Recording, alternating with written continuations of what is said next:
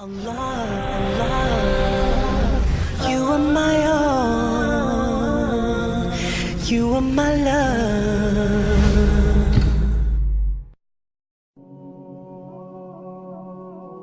The Prophet ﷺ, he taught us that you are on the religion of your friends. You are on this lifestyle of your friends.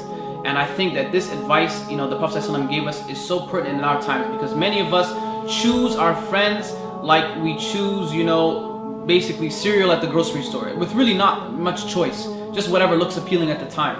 But imagine that, the person who wants to get married, when you're looking for the right wife or husband, you're going to start inquiring about this person's background. You want to know about their family, you want to know about their religion, you want to know about their wealth, you want to know about everything about them.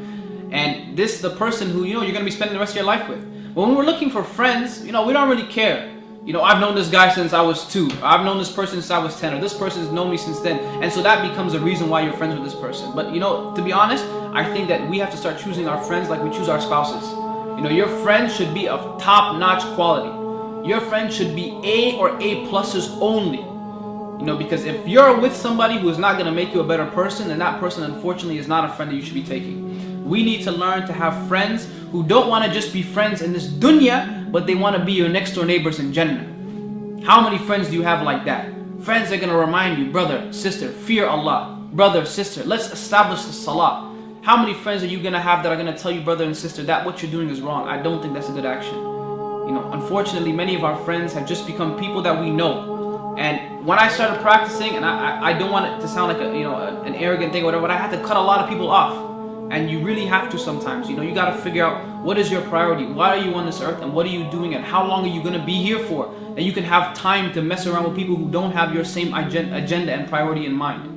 And so, brothers and sisters, my advice to you is to pick your friends wisely and make sure the people you're surrounding yourselves are people who are going to remind you of Allah subhanahu wa ta'ala in good times and in bad.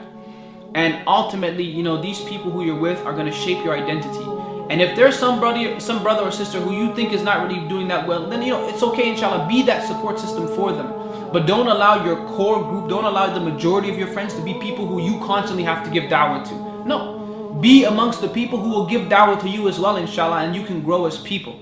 So brothers and sisters, inshallah, I hope that this advice, sincerely, it works and it penetrates your hearts.